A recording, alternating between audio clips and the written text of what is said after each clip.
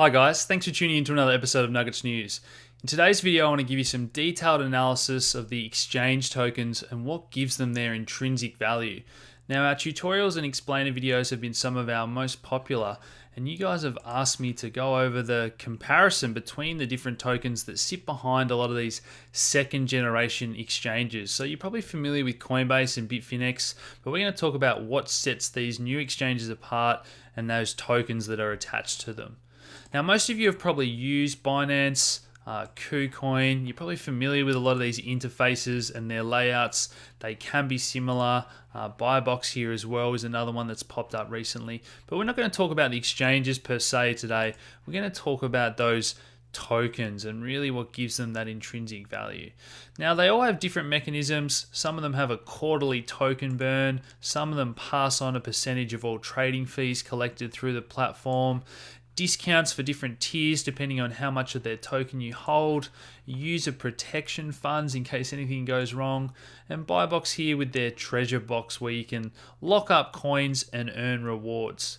Now, I've been through all these guys and I've put it all into a nice easy to read table here for you. So this is just in descending order from largest to smallest of market cap. We've got Binance, KuCoin shares, Huobi token, and Bibox. Now, fees are the first category I'm going to go over here. 0.1% for all of them, for maker and taker. Now, if you don't know, maker just means you're creating those orders, and taker means you're taking an order that someone else has made. Huobi here, the only one that's slightly higher at 0.2%. This is where it starts to get interesting. If you're holding the native token of that platform, you can get a discount on fees. Now, Binance has just been around for over 1 year, so they've just ticked down into the next category here at 25% discount on trading fees, and that reduces again each year. Next up, we've got KuCoin, where you can earn up to 30% off trading fees by holding KuCoin. So it's 1% per 1,000 KuCoin there. So to get the maximum, you need to hold 30,000 KuCoin. Huobi is slightly different here with up to 50%. If you join that VIP program, that's probably more for large traders rather than the smaller retail investors. We are working on a deal to get you guys 70% off with Huobi Australia as well. So keep an eye out in the description for that. Bibox, the same as Binance here, where we're still in year one, and that will decrease each year with those 50% currently being the discount on fees. Next up, we've got those affiliate programs, and we've all seen affiliate links being thrown around. I will have my affiliate links for all these exchanges if you want to sign up in the description of this video. 20% of fees collected and 40%. So you actually get double the amount if you're holding 500 Binance tokens on the exchange. KuCoin also have an indirect. So if you refer someone, but then they refer someone else, or they refer someone else, sort of 3 tiers of rewards, but the most you can earn there is 20% of the fees that they spend on the platform. Huobi there, again, 30% of fees, but only for the first 3 months. And then Bibox there, recently reducing theirs down in line with the others at 20% of fees. The next one here is what we all love, the quarterly burn. So when the tokens are bought back off exchange by the companies and burnt. So 20% of all profits here get burnt every quarter by Binance until they've reduced the total supply of their coins from when it started by 50%. And that, I believe, is 100 million will be outstanding at that point. Same number there for KuCoin, 10% of profits burnt until they've reduced that by 50%.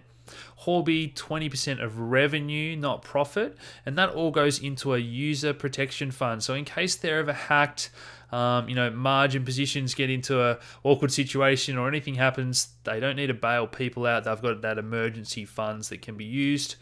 And Bibox there is the most attractive in terms of their buyback program. 25% of profits every quarter get used to buy tokens back until 60% is burnt. So that's reducing the total supply by 60%.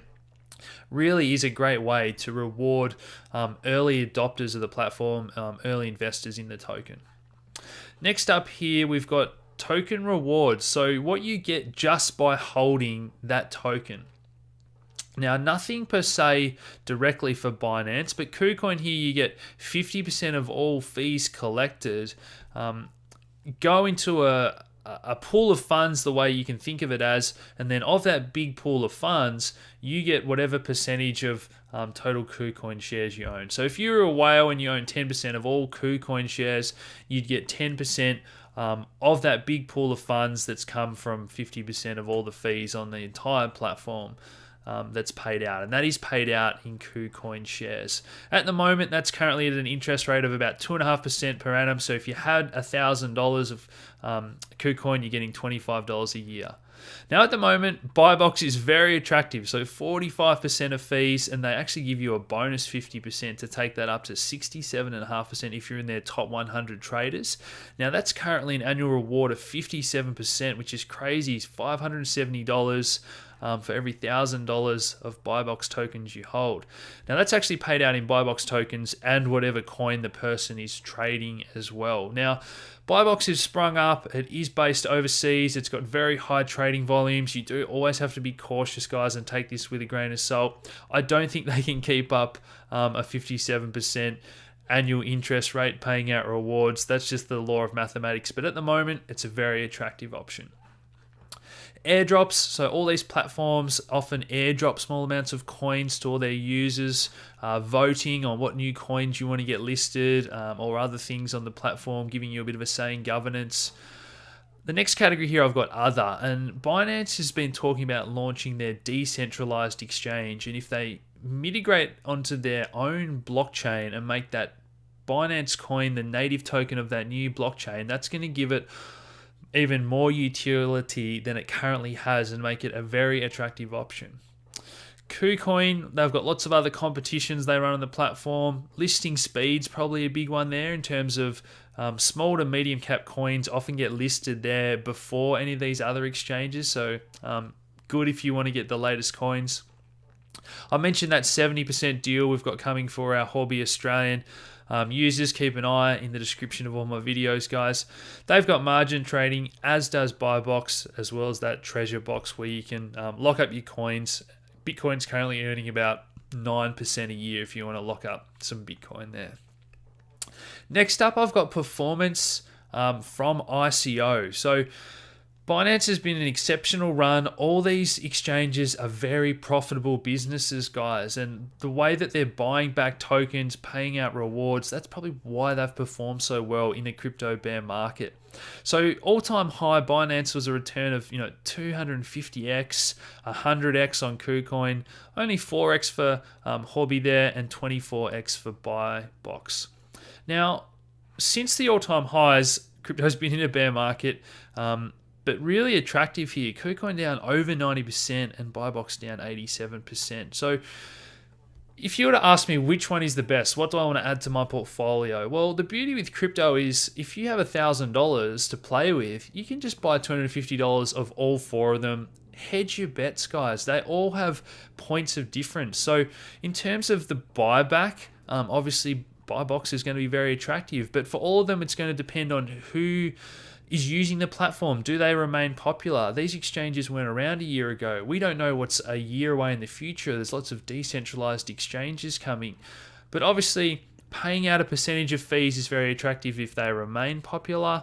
Binance launching that decentralized exchange, if they use the BNB token as the native token with their own blockchain, that's going to be absolutely massive, I believe, guys. So all of them have their different options. I'll let you decide which one is your favorite.